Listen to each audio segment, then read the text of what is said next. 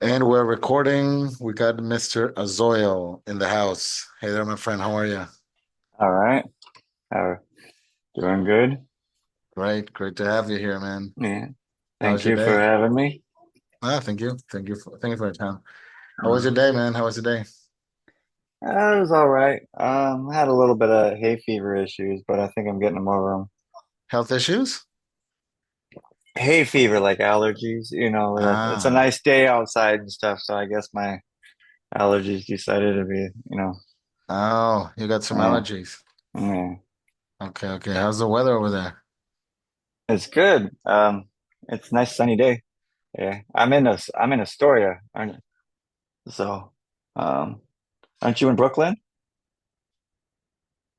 To the sound, I can't hear anything. Okay, I can hear you now. Can you hear me now? Yeah. Yeah, now I can hear I'm sorry, man. You were you. Yeah. saying where are you now? Where are you located? I'm in Astoria. I thought This, you were. uh-huh. Are you in Brooklyn? I was in Brooklyn in May, but now I'm Oh, okay. not. Yeah. Oh, Astoria. Where's Astoria? it's north of Brooklyn, right along the Hudson, yeah, on the yellow line. Okay, okay, okay. So I was in Brooklyn on May. I went there. My sister lives in Brooklyn, Bed-Stuy. You know Bed-Stuy? Yeah, yeah, yeah. I used to live in. That was my first neighborhood. I lived Oh, on Kosciuszko Street. okay, okay. I Yeah, I was living in I don't remember now. yeah. To yeah, like the G. Oh, no, I don't know. You know Herbert von King's Park? Kings. Yeah. Oh, yeah. It was like a couple blocks, I think, from where I was. Uh, Okay. Yeah, Nostrand Avenue. yeah, yeah. That was you. You were by the Nostrum. Yeah, G line stop. Yeah, that was the one I usually took that's to right. get into the city and stuff when I Uh-huh. lived over there. Yeah, yeah, yeah, yeah, yeah. And yeah, I went there for a month. I'm a musician too, and I started looking for musicians so I could find gigs and put on a band, put on a show or something. But then I came back to Peru. I'm from Lima, Peru. You heard about Oh, Peru? okay. Yeah. Yeah. And so I set up my podcast here, and like when I was there and I started posting in this group, I actually got a lot of replies. Hmm. So I said, why don't I just post there again so I can get lots of musicians for my podcast? And, musicians are always down to be interviewed, show their stuff and connect, like, Oh, so yeah. Well, I mean, it's definitely one thing I've learned over the years is that it's definitely about knowing people and just that's really who your fan base is. And it's weird because I had to get over that. There's that thing that musicians get where like yeah. they don't feel like it's not, if you got other musicians showing up there, it's not fans, it's just Mhm. like, and you have to kind of get over that. It's like, what, like I read this thing once, it was like it's talking about the very thing. You have to get over that. Why do you think we're all playing music? Because we love music. So how Exactly. is having another musician follow you and stuff like that not really a real follower? Yeah, yeah, yeah. I know what you're saying. Yeah, you think that because as they said, part of it is you're thinking that we're all just networking and we don't really like each other. We're just, but but but the truth is that they do. At least a good portion of them wouldn't even bother trying to connect with you if they didn't like what you were doing at all. You Yeah. know, Yeah, I mean, you'd think, right? You'd think like, why don't I just have regular people be my fans and not just other musicians? But if you go to any band show, most of the crowd are musicians too, right? Or yeah, yeah. right? So because yeah, and so yeah, tell me a little bit about your career. What kind of music you do? You in a band, right? Well, I mean, I'm getting kind of late. I mean, Uh, I wanted to be a musician for as long as I could remember, but I had I had middle class parents that didn't think arts were a yeah, viable yeah, yeah, thing, yeah. and so I had those little demons on my shoulders going, what are you going to do that's practical? And that kind of held me back because the truth is all the practical things were not didn't work for me. So it's like I should have been trying to push that, but we all kind of want our parents' approval, even though we pretend like we Yeah, don't need it. yeah, Like the truth is we really want our parents to be proud of us, and Yeah. accept what we're doing, even though, sometimes we do have to push a little bit harder. And so then, when I was 27, the iconic musician age, I went through a really bad depression. And Mm. so I had and I had this music in me just starting to really brew. And before that, all I really did is write lyrics, and I wanted to be the lead singer and stuff like that. But when I had this music brewing in me, I knew it wasn't going to be like pop, like trying to find other musicians to help me play. It was probably going to be very unlikely, especially since I didn't have Okay. any real institutionalized education on trying to explain what I wanted to people. So basically, I um I started playing with GarageBand, and eventually Logic Pro, and just Yeah. started basically teaching myself how to write music by learning how to use those programs. And I used the notation part of it. So I was actually learning how to actually Oh, do the basic notation. Like I wasn't. And not so tabs. Uh-huh. I have an album out that was put together on Logic with just vocals and Logic Pro. Yeah, yeah, yeah. Um, Agent Bind of Inwit, where it's like a post-progressive sound kind of a thing. But I try to use uh, the MIDI sounds that sound really authentic, so that sound like acoustic instruments and stuff. So, but yeah, I just went note by note. And then with Wow. modern technology, which that creates is that you can play a bar or a few bars over and over again, and you can listen for that note being out of place and just slide it up or down until you go, nope, that's what I wanted right there. And so I did that. I had written all of the lyrics for the album, and then I went up before I started playing with the technology. So I knew what I wanted to say already. I just needed to find the music to back it up. And then that took me a while to do all that stuff. Life happens. Like I said, I was depressed. I was jobless. Part of the problem was part of the problem. I was floating around a bit, and then finally, I finished it about 10, well, maybe not 10 years ago, some almost 10 years ago, after I met my wife and stuff like that. I finished it after I moved to New York City and put that album out. And then, oddly enough, so then actually getting to playing instruments was interesting, as I always tried to play different instruments. I even had guitar years ago, but I couldn't get myself to practice. Mm. And so I even sold my guitars off and stuff like that. And then I had different ideas, and I was trying to learn cello. Wow. And then I couldn't get myself to practice that either. And then my wife got pregnant. Oh, And I was like, I can't be trying to practice cello with somebody that's going to be right at bow height to get jabbed in the eye. And Oh so yeah. I kind of gave up the cello, and I was talking to my wife's brother-in-law about it, and he had a mandolin that he didn't play, like like $150 mandolin that he didn't play, and he just gave it to me. And oddly enough, I played it until I broke it. And then because like every day, for some reason that was sticking. And then when that broke, I bought another mandolin um, from Greece. I had it shipped from Greece.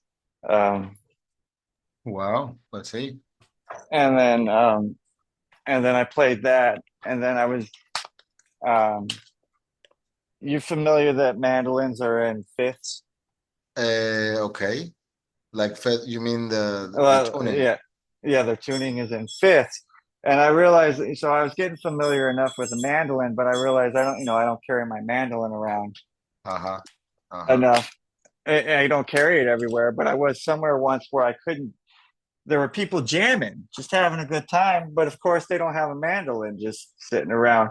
And I realized, Right. okay, I've got to learn how to play guitar at least just so I can understand fourths Right. without thinking about it too. So then I ended up getting this guitar here, Hmm.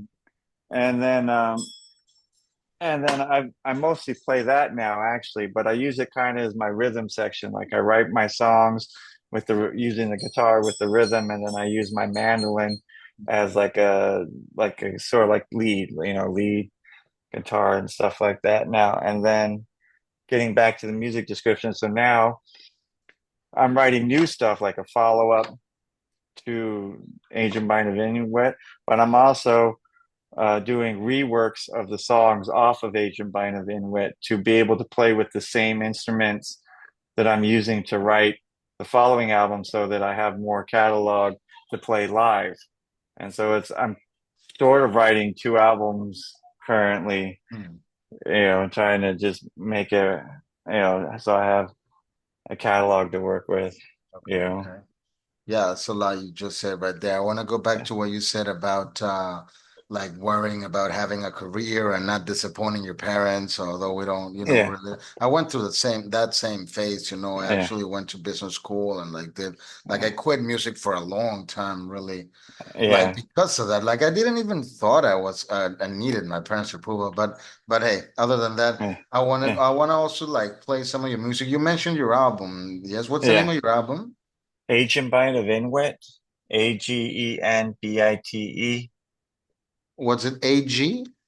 Agen, HE, was that? Agen, AGEN, yes? yeah, Bite, BITE. Uh-huh. yeah, yeah. Well, that's one word. Those two are one word, Uh-huh. and then it's of Uh-huh. Inwit, Inwyt. Agent It's by the Vinwood. yeah, it's when I was depressed, I read James Joyce's Ulysses, and it's a phrase out of the book. It's Latin, and it means Oh. remorse. It means remorse of wisdom. Oh, okay. And so I thought that was very fitting for what I was going through and what I was writing about for my first album was that it was, you know, Uh-huh. Is it on YouTube? yeah, yeah, it'll be on YouTube. You can, Oh, it's yes, there. yeah. All right. So You put it on all platforms and all, yes? yeah, I use CD Baby, and they put it out on everything. Yeah, I'm on And CD so, Baby too. yeah. Let me see if we can hear Uh, a little. Did you record this on your own? Yeah, I did everything myself. This is Logic and me. All right. What style of music would you say this is? This is I sort of determined post-progressive. Okay, okay. Doesn't sound too conventional. Wow. So what are your influences? I have a lot of, I mean, I was fortunate that in places I grew up, they had pretty good music scenes. So I grew up being sort of a groupie for, constant going to local shows and stuff like that. And um, and then so I got, I had musician friends and stuff like that. So I got very eclectic, and I've kind of dove into all types of things. Like I would like my wife, you were talking about it's not unconventional. Like my wife didn't get it either until I explained to her that you have to approach it like a classical album, not like a pop album, like because it's kind of a progressive story, Yeah, yeah, even yeah. including the music. Like even if you listen to the music by itself, it's kind of a progressive Telling a story. story. Yeah. So Yeah, it sounds kind of like it could set a mood for a play, right? Like kind of like yeah, theatrical is yeah. theatrical. Yeah. I mean, I always, being old enough to be, especially from when MTV actually played music and stuff, like when I write music, I always imagine what the music video would look like, you know, for it while I'm writing it to help influence, set the mood, you know. Wow. Uh-huh. So, That's pretty cool. I mean, you programmed all the drums, like the drum hits, the drum rolls. It's got yeah, some strings and keyboards, right? it's got, yeah, I use the piano MIDI, and then I use the violin, the viola, and the contrabass MIDIs, and Contrabass. then the drums. The drums are also MIDI. Like I said, it's just me and vocals. But I mean, I was fortunate that technology made um, good sounding samples for MIDI about the time that I was really trying to write this album, so that Uh-huh. it sounded the way that I kind of wanted it to sound, even though it's programmed. You know, Yeah. Hmm. like so. This is this one you got up here is the same song you've been playing, but it's like a short, like a sort of a loopy animation I came up with. You Okay. know, because part of my visualization is the song's a funeral march, right? So my Uh-huh. music video idea was that if I, full production was that it would be I would be singing from inside the casket as my funeral march was Wow. going down the street to the like you Yeah. know I get it. I so get it. Like yeah they're carrying you in a casket and like yeah to uh-huh. the Oh, cemetery. man. So I get it. I get it. yeah, Yeah. I've I always mean had part this feeling like being in the yeah casket and being alive and like I'm yeah actually alive. I don't know. yeah. Well, the thing is what, so the big influence on the idea of the album was I'd also read Dante's Divine Comedy. Okay. Uh-huh. And so Asian Bind of Inwit is like my equivalent of the Inferno, the Uh-huh. first part of the Divine Comedy. Dante And then, Alighieri, right? huh? Alighieri, right? Yeah, yeah. Okay, let me see. The Divine Comedy. I've heard about it. I haven't read it Yeah, though. yeah. The Inferno is the most famous part of it, but there's Uh-huh. three parts to it. And that's kind of what it's Inferno, Purgatory, and Paradise. Okay. And Uh-huh. so I consider Agent Bind of Inuit my stroll through my personal inferno, like me putting my life into perspective about the relationships that went wrong and why I'm feeling depressed. And then and it's basically as it comes down to writing this album saved me from depression. Like put actually writing the album helped me climb out of my own personal depression, my own personal inferno, and then so Yeah. um, Well, I I can't, yeah. I hear so. you. I hear you. Uh-huh. And then the album I'm writing now, I'm considering it's talking about the part of my life that followed this kind of era where I was kind of floating around a lot, couch surfing a lot because I was kind of homeless. So I was like kind of in waiting, like in purgatory. And then the album I'm going to write after I finally complete this one is going to be my paradise, and it's going to be about me and my wife's courting period. Like I'm going to write it. It's going to be a bit kind of like my wife is going to help me write it, and it's going to be a little bit more duetty and stuff like that, where we're going to talk about. It'll be kind of theatrical again, Yeah. you know. Yeah, that's pretty cool. That's pretty cool. Yeah, Pretty deep. yeah. Pretty deep, really personal. So you always put a lot of your experiences into the music. Yeah, I figured it's the most honest way of like putting myself out there. And also it helps with the presentation when you're familiar with what when it's you, like you're putting Yeah. you in the presentation, you know the feelings, so Uh-huh. Uh-huh. yeah. That's pretty cool, man. I like because it's really original. I wasn't expecting something like this. I was, Yeah. been interviewing a lot of rock and roll musicians, like, different genres actually. Mm-hmm. I do cumbia music. I don't know if you heard of cumbia. No, is it similar? It's Is it just go ahead, I'm sorry. no, it's like Latin music, Hmm. similar to Yeah. salsa and cumbia. Oh, I'm gonna okay. I'm Yeah. gonna play a little just on the background. Okay. This is my new album. I've been in different bands and played different kinds of music like rock and roll, punk, Mm-hmm. metal. I've been in salsa. I've done hip hop, reggaeton, Mm-hmm. and throughout the years, I wrote a number of songs with different bands, but it were in different styles. Weren't really that Mm-hmm. well done. And now in this album, I collected all my songs from all my career, and I turned it into cumbia. They were instrumentals. Oh, And okay. now, yeah, so now I'm pretty much basically focusing on guitar, right? This is one of my Mm. songs. So I'm open to looking for musicians if you want to put some lyrics into it and do some vocals, Oh, okay. right? I like your Mm. style is kind of dark, kind of like I try to get that sound too, but make it like more dancey, you Oh know? yeah, no, I understand. Sam, like the stuff I'm doing now, I is more folk. Mm-hmm. Um, like like I said, I'm changing the style. I've changed the style of those songs you were playing to more of a folk thing. It's guitar. It's mostly I play them with just vocals and guitar now, and then but when I still come up with um full demos with guitar, mandolin, and an ocean drum for percussions. Ocean And drum.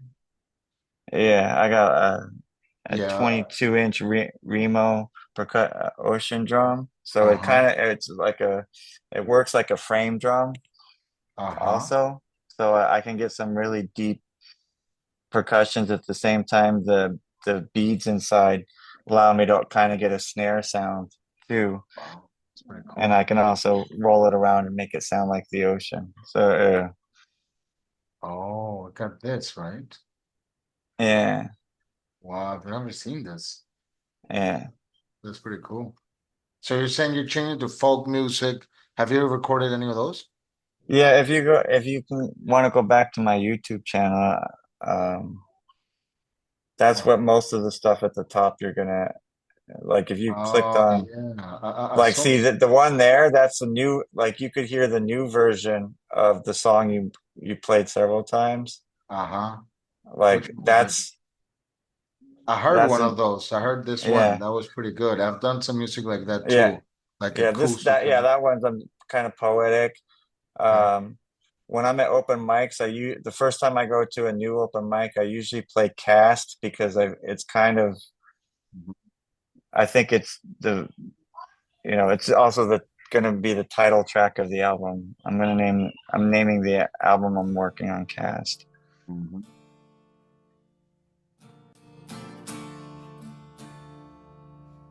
Oh yeah. I can see that in an open mic show.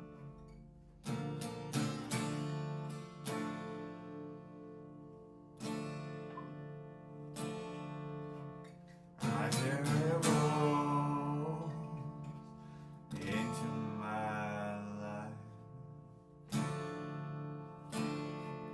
These scenes without sentient,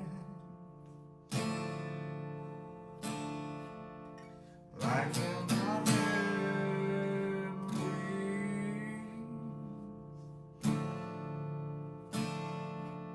without reason they ran from you to water the ocean, to shimmer, to echoes and then alone. I scream out, but there is no resonance. Being without relevance can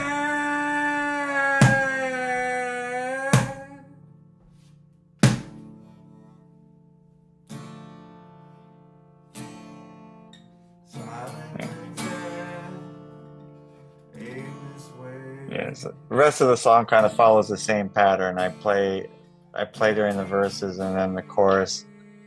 I do the percussive thing on the Yeah. guitar. That's pretty cool. I mean, I can feel like kind of like an intense environment, right? Like kind of like, Yeah. yeah, that's pretty cool. I like this.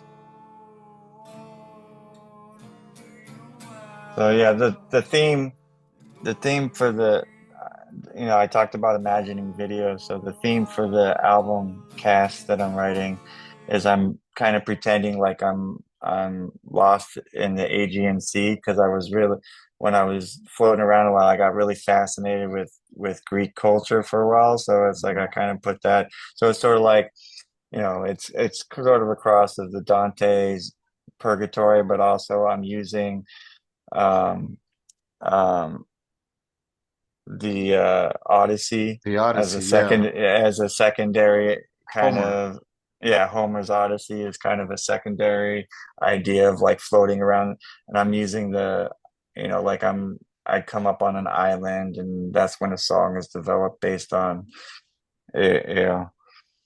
And That's so, in that particular song, I imagine myself actually still sitting in like adrift, lost and just waiting to come to some island, and that's what. So, since hence the name, I'm cast at sea. I'm cast. oh, uh-huh. It's kind of a. I picked the name because it's kind of a double entendre. What's that? Double entendre? Yeah, like it's a. Yeah, I'm thinking of being cast as I'm lost because I was kind of homeless at this, floating Okay. around to different Uh-huh. people's homes, but also cast is in like a caste system where I was being, forsaken or, kind of cast it. And so, I like, so that's why I'm using that word is because it kind of feels of everything in different Yeah. ways. It feels like it fits what I was kind of feeling at the time. Uh-huh. That's pretty interesting because of it could mean different things, and all of those have a meaning related to how you were feeling. So kind of like a Yeah, holistic thing, right? yeah. Yeah, it's pretty good. Hey, how did you get into this, all of this, like the Odyssey and Dante? Do you like reading a lot? Yeah, I wasn't necessarily the best reader in high school, but then Yeah. but turned out it was just mostly the books that they assigned I thought were boring. And then Yeah. um when I was in my 20s, I dated an avid reader, and she introduced me to different kinds of books. And I ended up finding I really like epic poetry, because like I consider Dante Alighieri's Divine Comedy like the one of the greatest novels, I guess, or whatever you want Uh-huh. to call it, ever written. Because not only did he write three completely stories within an all a bigger arc, but he wrote them in poetic stanza, Yeah. like the dedication that Yeah. that takes, and it's like so it makes it that much more intriguing when you're talking about the effort put in and how good, and even then the details of the stories to be able to put that in where it wasn't sacrificed for like they didn't sacrifice details or Yeah. whatever to make a rhyme, like Wow. Uh-huh. you know Keeping the so content and at the same time making it sound good. yeah. All right. And so it's like, so yeah, I like to push myself, I guess, somewhat intellectually, where Okay. I like these challenging things, and I like to, of course, just like with the double entendre, I like to understand things Uh-huh. and push my brain to try to bigger concepts. I respect So that, man. I respect that because there's a lot out there, and you don't know you don't know what you're capable of when you have yeah. more knowledge, right? Exactly. Yeah. I mean, that's what kind of music has come about. Like like I told you, when I was younger, for some reason I couldn't get myself to practice and stuff like that. But it's like Mhm. now that I'm older and I pick up these instruments, they kind of are coming to me. I mean, like I'm not a virtuoso or anything, but the understanding of how they work are coming to me like very easily. And I think part of that is again, the music theory, like all of the vocabulary they use in that is very elitist, and Mhm. it sounds very elitist until you Mhm. start breaking it down and you realize that the words don't really mean what you think they mean. Right. And like it was basically some arrogant person trying to sound top Yeah. notch, and you're like, when you break it down, I'm like, that's not even what that means. Like Yeah.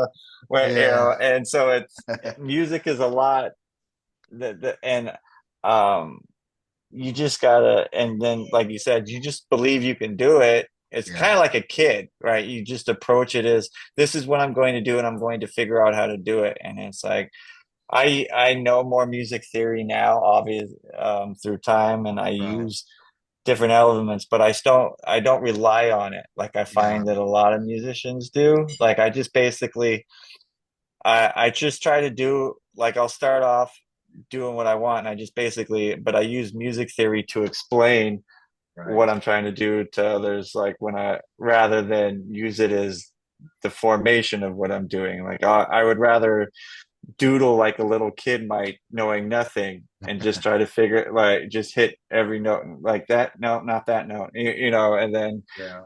Yeah, yeah. so I think it's supposed to come from there. yeah, what I think theory should be is like you start, like you say, like figuring out the instrument, like I want this note, I want this note, and then it became scholar, and like you say, some yeah, like high class, whatever, try to put a name on it, and then but it's supposed to explain what you actually, you know what I'm saying, yeah, right? yeah, It's like not supposed to be the other way. well, yeah, well, I mean, if one common thing I explain to people is jazz theory came after jazz was created. Exactly. Yeah, It not was an before. academic trying to generalize how to play That's jazz. it. Uh-huh. And it's like, and I tell people, I said, you could be a good musician if you rely on theory, but you will never be a great musician if you rely on Yeah, theory. exactly. Because Yeah. You're gonna be all stuck with all you're this. doing is the science and not the art. Yeah. Well, and also like if you, I mean, I think there's two types of like knowing theory, like what, like you say, certain musicians that like respect theory, and if it's not like that, it's wrong, and they say it's wrong because theory says it's wrong, right? Yeah. Or the other, like the other way is like I know theory Mhm. so well enough that I can break it and I can do something like wrong on purpose, like theoretically it's Mhm. wrong, but I know I can make it work because I know the feeling of the instrument, I know the sound like, and maybe I do some things that are wrong on purpose. Like I do Yeah. that on my record, and I do a lot of improvising, and I hit on some notes that I could theoretically are wrong, but it's Mhm. part of the flow, and I make it work there, you know. So like it's Yeah, no, I don't remember the musician, but there was I think it was a jazz musician. It says there's no wrong. It's not a yeah, wrong. it's like a bass It's player, Wooten, right? if you hit a wrong note, it's the note after that that decides whether it's wrong or not, not the one that right Right, because right, it's right, how right. you come out of it. You know, Exactly, yeah. and And I've it's seen that musician like try like hit the wrong note and they're like, oh no, I fucked up. And then I hit a wrong note. I know it's wrong, but then I get the next one and then it kind of like sounds good. yeah, Right? Like you yeah, fixed it, you know? I and think then there's a bass also player you say like John Wooten, like there's no wrong yeah. notes. I don't know. Yeah, I don't remember the name. I don't, you know, and also theory is very regional. Like that's one thing I discovered, especially when I with my fascination with Greece and stuff like that, is Greece, a lot of music in Greece is the westernization of Eastern theory. Like because their instruments, the Eastern, because it's being right on the border of Asia and stuff like Uh-huh. that, they had a lot of you know They music were come connected. over, and Uh-huh. so like Western instruments are designed with our frequencies, you know, with our AB, you know, but the truth is that like India and even Turkey and stuff Yeah. like that, their instruments like they on the Turkish guitar there's no their technically B is like kind of a B is kind of a Yeah, yeah, B yeah, yeah, yeah. flat, like it doesn't Right. land, Yeah, you it's know, more of a and continuous. It's more of a continuous yeah, notes, not like A, B, C, D, but more like between A and B, and you can get that in the middle sound, more of a yeah. continuous line of Well, yeah, notes, and right? there's microtones, especially because India's got, and then when you find out like music theory again is regional, and then you start Yeah. trying to incorporate these different, you realize that it's you could just do whatever that what do you want, Yeah, right? You know, like yeah. you Actually, know, yeah, yeah. and as long as it mixes well, that you know, You gotta like be not be afraid to take that step forward, right? That for yeah, me it's about I do study theory, but I study in a way so I can do like go one step ahead of it, one step more, like use your yeah. theory to break it, take that next step, Well, yeah. I maybe take mean, some obvi new. and in some sense, people who wrote theory know that people were going to break it because there's even vocabulary words for when you break out of Uh-huh. a scale, like it's accents and stuff like that are stuff when you break out of a scale and do something that doesn't fit into the scale. And Yeah. it's like mostly the parts of theory that I use now is that I just basically, because of where I'm at and like I said, the influences I focus a lot on using Phrygian dominant and then a Greek mode, um, which in depending on again how you feel about that, modes and scales are either the same or they're different. I Yeah. so there's so I play around with those two mostly because I like that. Basically, through all my research and stuff, the root of it is I like the path that the Romani migration did. You know, Okay. um, where their influence across the continent from India to Spain, and then where the and so like the Phrygian, that's where the Phrygian dominant scale comes from, is from the kind of Romani. Um, I don't know. Gypsy is kind of a curse word for No, no, no, no, Romani. no. Yeah, Gypsy, yeah. Gypsy, you eh, mean from the Spanish kind yeah, of, but Romani is and no? they don't, some of them are okay with the word, but Okay. it's kind of like using the N word in the culture because Really? because Okay. because they're not actually from Egypt, they're from India, and it was just a term put upon them because they looked unusual. Yeah, yeah, okay, okay. But And so I've so heard it's in a Spain. controversial thing in the subject, and so the Romani is sort of what they decided Uh-huh. Uh-huh. is the acceptable term for all of them. So But who are we talking about though? Like yeah, Romanis, you got what you got up is what I'm talking about, the Romani. right, right. Romanis, Romanian or what? No, What? well, there's a long history that I can kind of explain to it, Okay. but uh uh They migrate a lot, right? They move because yeah, I've well seen they gypsies in originate Spain. yeah, well they Uh-huh. originated their culture originated in Uh-huh. India, and then Right. due to wars and stuff and stuff like Uh-huh. that, they basically migrated west. Okay. And through different circumstances, the culture influenced everything, across um, Uh-huh. all the way to Spain, and flamenco is Uh-huh. basically Yeah. kind of like Oh, the stage. final form Okay. of of the European travel to the West, because it's like that's the farthest, the Spain, and then Yeah. of course you're in South America, flamenco and the Spaniards went and Yeah. and and Yeah. so there's a lot of that influence in your music and stuff like that because of the Spain um, Yeah. Exactly. Exactly. I mean, um, what I've known is like, colonization. Yeah, yeah, they brought So a lot of the music and all, well, the language and all. And yeah, I know that in Spain, like the gypsies were seen as kind of like witches. yeah, well, yeah, And they created myth, and some yeah. of them played into it because like they would walk up and read. The truth Mm, is that like there's some of them that the fortune telling and stuff like hmm, that hmm.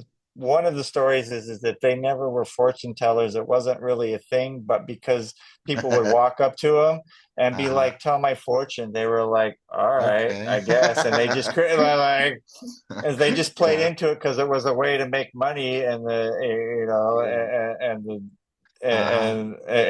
like, sure, if you think I can do it, whatever, like Sounds good. you're Yeah.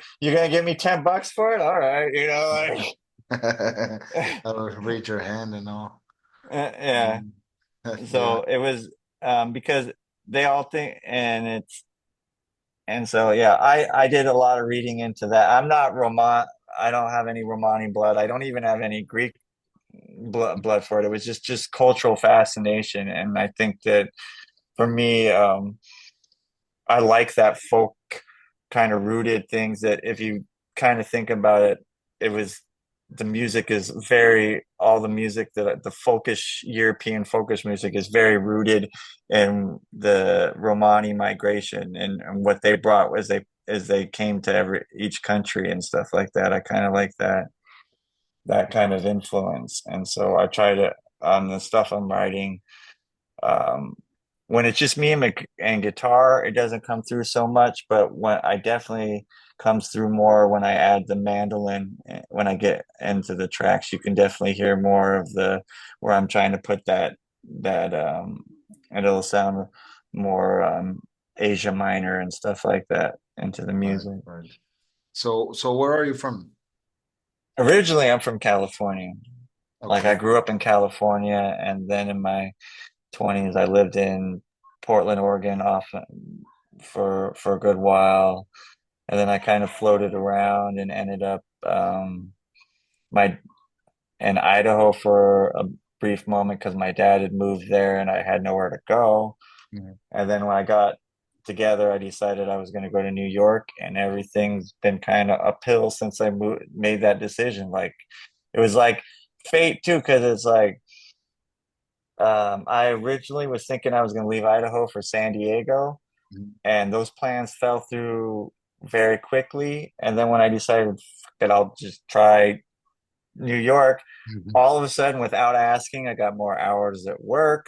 Like it was like divine, like things worked out. Like I ended up moving to New York City blind, Uh-huh. where I'd never been to New York City before. Uh-huh. Like the first time I arrived to move here off the plane was the first time I'd ever been here. Wow.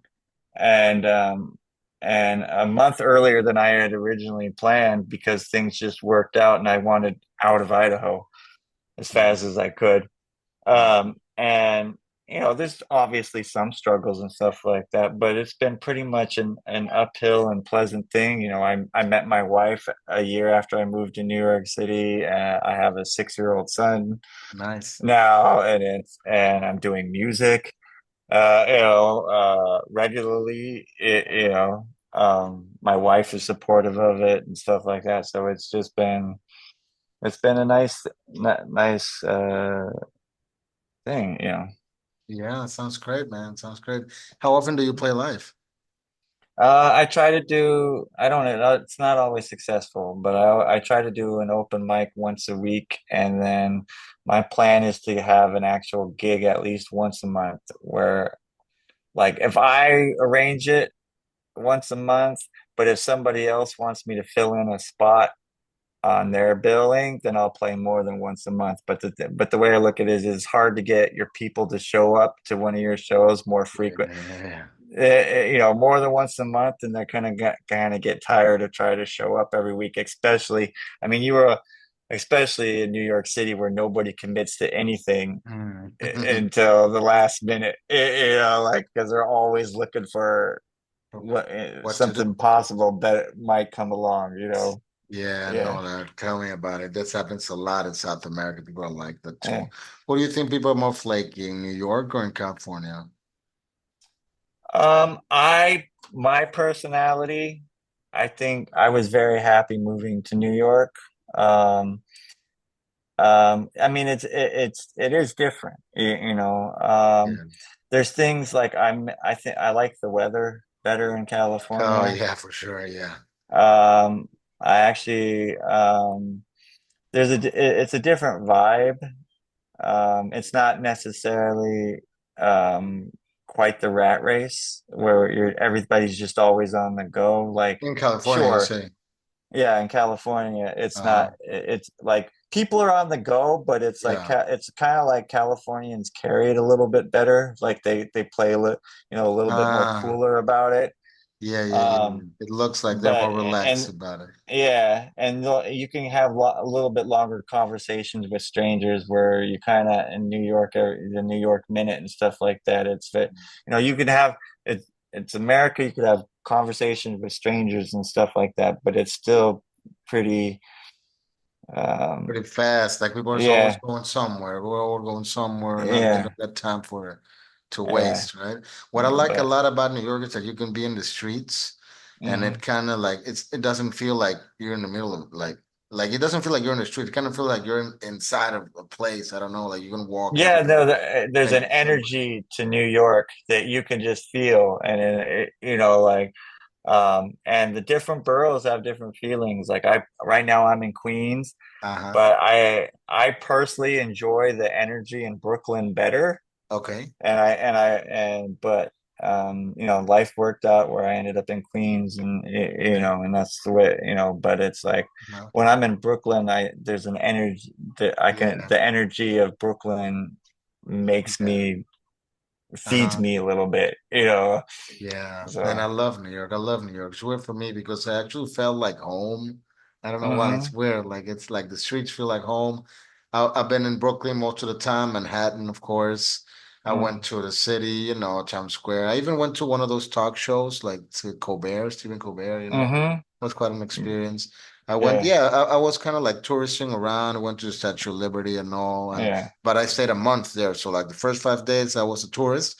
But yeah, then after like 3 weeks, and I met a lot of people actually through yeah. music. I ended up Yeah. playing drums for a girl in this place called Brooklyn Music Kitchen. I don't know if you heard about it.